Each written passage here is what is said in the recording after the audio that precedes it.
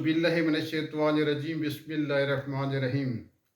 मेरे पाकिस्तानियों, जैसा कि आपको मालूम है कि 8 फरवरी के इंतखाबात रात 1 बजे तक सिस्टम सही जा रहा था। जब लोगों को पता चला कि एक मखसूस जमात बहुत आगे जा रही है, तो उस जमात के लोगों को, उस जमात के कैंडिडेट को हराने के लिए, शिकस्त देने के लिए खुफिया हाथ काम करने शुरू हुए। तो इस सिलसिले में पूरा पाकिस्तान चीख रहा था। पाकिस्तान का हर शोबा एहतजाज कर रहा था और इंतखाबात के बारे में इंटरनेशनल मीडिया भी चीख रहा था कि फॉर्म 45 लोगों के पास मौजूद थे। जो असल रिज़ल्ट होता है वो फॉर्म 45 होता है, जो किसी पोलिंग स्टेशन पर बैठकर तमाम मेंबरान, तमाम एजेंट हजरात के सामने, तमाम अमले के सामने, हत्ता के सहाफ़ियों के सामने बाकायदा गिनती की जाती है और तमाम कैंडिडेट्स के वोट्स मुस्तरदशुदा और दूसरे सारे अलग-अलग लिफाफे में बंद किया जाता है और फिर वही रिज़ल्ट होता है। आरओ के दफ्तर में जब ये तमाम पोलिंग बूथ के रिज़ल्ट पहुंचते हैं तो उनका सिर्फ ये काम होता है कि जितने पोलिंग बूथ से रिज़ल्ट आ रहे हैं वो जमा करना है। तमाम उम्मीदवार के जो रिज़ल्ट होते हैं उनको काउंटिंग करना है। बस ये उनकी ड्यूटी है।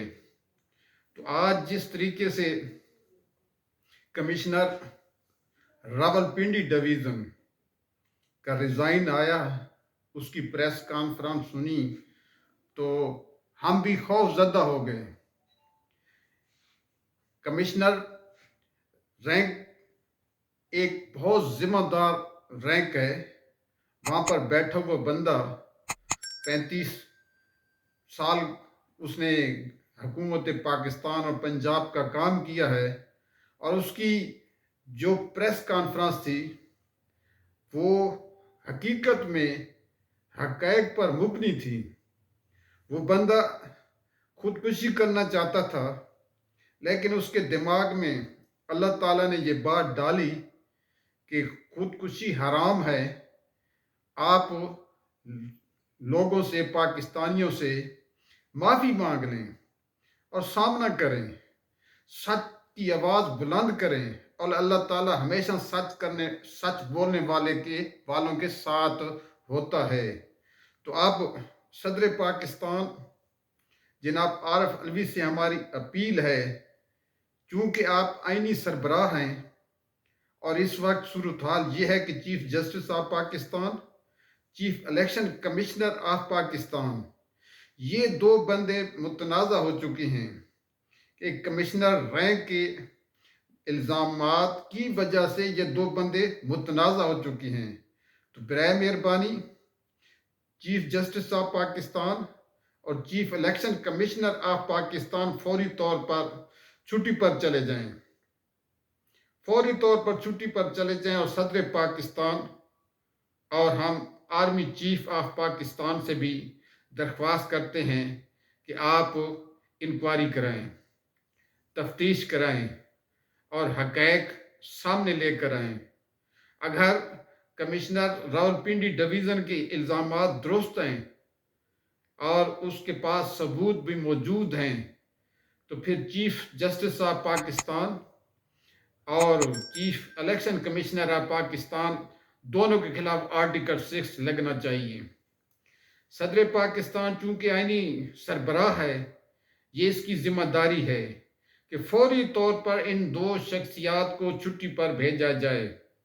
अगर सदर पाकिस्तान ये कदम नहीं उठाता तो ये भी समझा जाएगा कि आर्टिकल 6 सदर पाकिस्तान पर भी फिर लगना चाहिए कि हमारे पाकिस्तान के अंदर جو سب سے زیادہ اہم پاورفل جو پوسٹیں ہیں وہ chief of army staff Pakistan, army کے چیف آف سٹاف اور صدر پاکستان اور chief election commissioner of Pakistan اور چیف جسٹس آف پاکستان اور وزیر اعظم پاکستان، یہ ہماری کی پوسٹیں ہیں۔ اگر اس پوسٹ پر کوئی بندہ متنازع ہوتا ہے تو فوری طور پر انٹرنیشنل رولز کے مطابق، اخلاق کے مطابق اور پاکستانی دستور اور آئین کے مطابق اس بندے کو سیٹ پر رہنے کا کوئی حق نہیں ہے اس وقت تک جب تک فیصلہ نہیں ہو جاتا کہ جو ان پر الزامات لگائے گئے ہیں وہ درست ہیں یا غلط ہیں۔ تو اسی طریقے سے پاکستان اس بھنور میں پھنس چکا ہے۔ اس کو نکالنے کے لیے چیف آف آرمی سٹاف اور صدر پاکستان، ان دو شخصیات کو فوری طور پر ایکشن لینا چاہیے۔ اگر یہ دو شخصیات بھی پاکستان کو بھنور سے نکالنے کی کوشش نہیں کرتے تو ہم سمجھیں گے کہ اس وقت پاکستان ڈوبنے جا رہا ہے، تو پھر پاکستان کی عوام سڑکوں پر آ جائے گی۔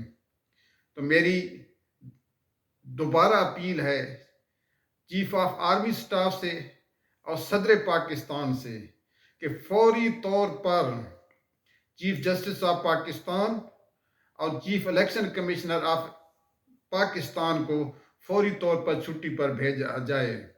یہ نہیں ہو سکتا کہ جن شخصیات پر الزامات ہیں وہ شخصیات اس الزام لگانے والے کی تفتیش کریں، اور یہ بھی ہو سکتا ہے، میں چیف آف آرمی سٹاف سے اپیل کرتا ہوں کہ یہ بھی ہو سکتا ہے کہ کسی وقت کمشنر راولپنڈی جو کہ اس وقت پولیس کی گرفت میں ہے، اس کو ہارٹ اٹیک بھی ہو سکتا ہے، اس کی موت بھی واقع ہو سکتی ہے، اور اس کا ذمہ دار کون ہوگا؟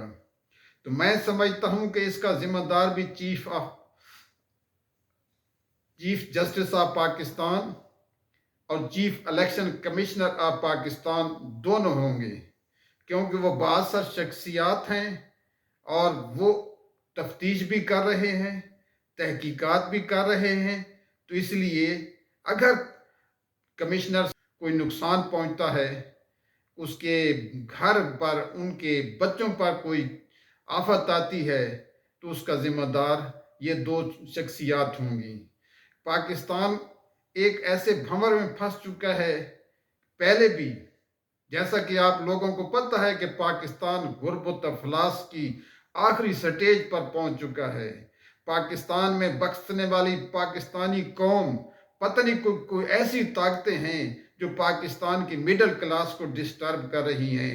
غریب تو روٹی سے مجبور ہو چکا ہے، محروم ہو چکا ہے۔ اب دیکھیں کہ گزشتہ نگران گورنمنٹ نے سوئی گیس کی قیمتوں میں اتنا اضافہ کر دیا کہ میرا ذاتی طور پر گیس کا جو بل آتا تھا وہ 2000 اور 2500 آتا تھا، لیکن اس وقت 6500 روپے کا میرا بل ہے۔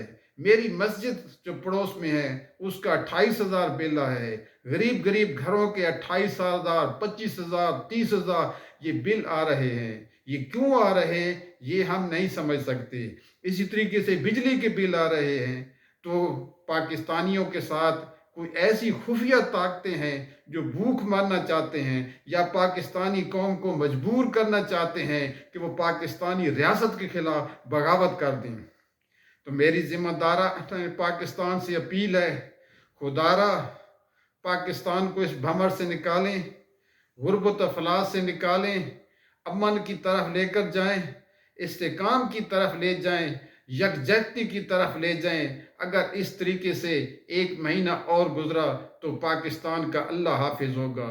پاکستانیوں، خود سوچو، غور کرو اور اللہ تعالیٰ سے دعا مانگو کہ پاکستان قائم و دائم رہے، اور دشمنوں کی جو نظریں پاکستان پر ہے، جو پاکستان یہود و نصارہ کی نظریں جو پاکستان پر ہے، جو پاکستان کو 7 ٹکڑوں میں تقسیم کرنا چاہتے ہیں، اللہ تعالیٰ ان کے ان کے یہ منصوبے خاک میں ملائے اور پاکستان کو یکجہتی کے راستے پر ڈالے، اللہ اور رسول کے راستے پر ڈالے اور پاکستان متحدہ ہو کر سپر پاور بن جائے۔